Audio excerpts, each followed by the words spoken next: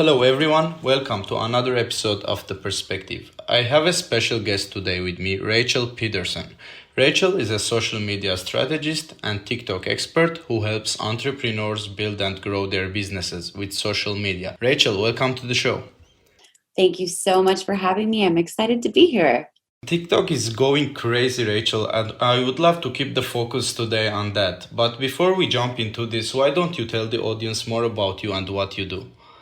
For sure. So, I am a social media strategist. I've been working as a social media strategist for about 5 years now. And I'm also the mom of three. I have a 9-year-old, 5-year-old, and a 2-year-old. And my husband and I now run our two businesses together. So, we not only work with clients to grow their social media and all of their marketing, but we also help educate people on how to build their businesses using social media marketing. So, Rachel, we have seen many platforms growing rapidly in the past, including Facebook, Instagram, and LinkedIn recently. But TikTok's growth was crazy. I haven't seen any other platforms growing in that pace. So, what do you think is the reason behind that growth? Yeah, one of the big things is I think that people, especially consumers, are looking for something fresh.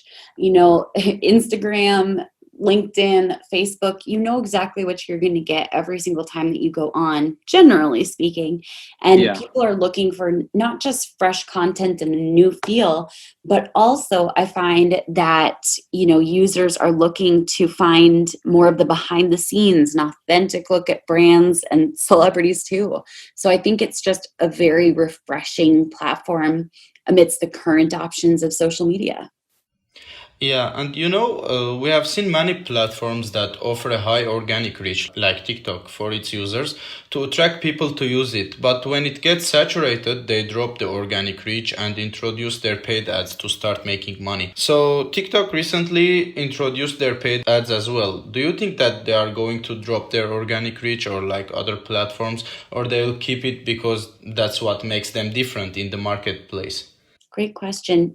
I think that ultimately you can never guess what a platform is going to do, especially considering that TikTok is looking to really disrupt the market.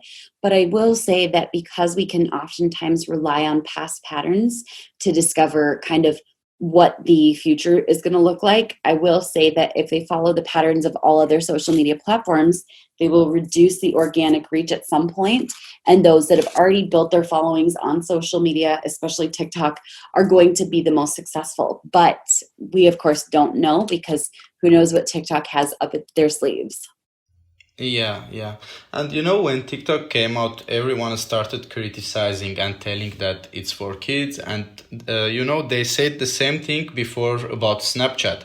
But then companies, especially media companies, built a real businesses on it. And the same thing is happening today with TikTok. Even Apple got on TikTok recently, but I checked their account, they don't have any posts yet. So my question is, do you think that TikTok is going to be the app that every company needs to be on now or in the future?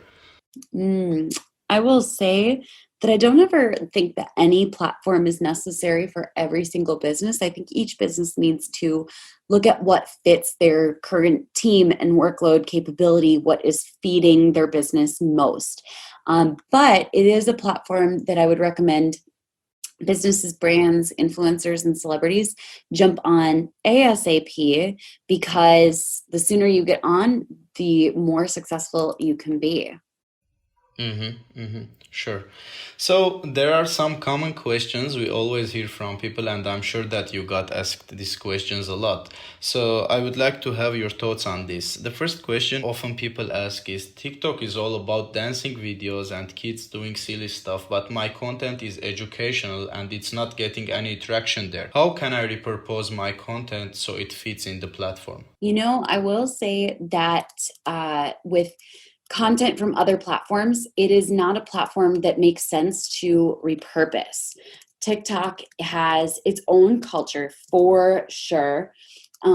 Anytime that people try to repurpose content from other platforms, it really doesn't work unless you have a full-time person that is focused on repurposing the content and making sure it fits the Hmm. culture of TikTok. But because videos are generally speaking up to 15 seconds or up to 60 seconds, it's pretty easy to create new content for this platform. But the videos do not have to be dancing content.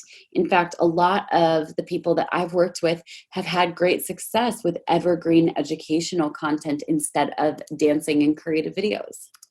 Yeah, and what type of videos they post usually? All across the board, I will say that most of the content on TikTok is educational trending content. But when I work with people, I teach them to create educational evergreen content, which means that they're answering questions, they're giving value, and really Yeah. jabbing. Does the algorithm help them to get more reach than the other videos? Or as I noticed, like videos like that getting less reach than other videos on it? Yeah, I will say that those videos, the evergreen educational videos, don't necessarily get as much reach and they don't go as viral, which is Yeah. okay because when you really break it down, every single view, every 10 views, every 100 views, those are prospective clients or customers. And if you really understand the value of a lead, you know then that those eyeballs are extremely valuable. You don't need Hmm. 40 million views on a video in order to potentially make sales. Yeah, got it. Awesome. So the second common question, how can I monetize my TikTok page if I don't have brand sponsorship offers? Yeah, there's a whole bunch of different ways to monetize your TikTok. But the very first thing that I always take people through is I want you to look at your entire marketing ecosystem, the entire structure of your marketing. And TikTok is not meant to be the only marketing, sales, lead generating platform. But what I want you to do is ask yourself, how can I incorporate TikTok into the overarching plan of generating leads? So for me Yeah. personally, I like to send people to my YouTube, or I like to send people to a webinar as my conversion mechanism. The biggest thing that you have to do is recognize, how am I going to take these eyeballs and then convert them into sales? And it's the same question Yeah. you'd ask yourself with any other social media platform. It can be used more like for top of funnel content. Yep, absolutely. And the last question people most commonly ask, I'm a shy person, but I would like to take the advantage of this opportunity. What should I do? Ooh, so I'm not a shy person, but I've worked with a ton of people who are shy. And what Yeah. they found is that there's something so nice about videos being so short on TikTok. So instead of planning out an entire YouTube video or even a podcast interview, it's a lot faster to just follow a quick little script. Or sometimes Hmm. it's as simple as you can stand on the screen and point to different areas and have text appear. So it's not something that has to be crazy complicated. You do not have to dance. There is something so powerful for introverts about allowing the music and the text on the screen to kind of be the main attraction while you are creating your TikTok videos. So before we wrap up, tell us more about the TikTok Academy and how can people join? Yeah, great question. The best way to get started is to actually go to TikTok, TikTokstarterpack.com/free. And that's where you'll get the first set of resources that are going to be helpful to you in growing your TikTok following. Awesome. This was so short but so informational. Thank you so much, Rachel, for taking the time for this interview. Oh my gosh, thank you so much for having It's me. my pleasure.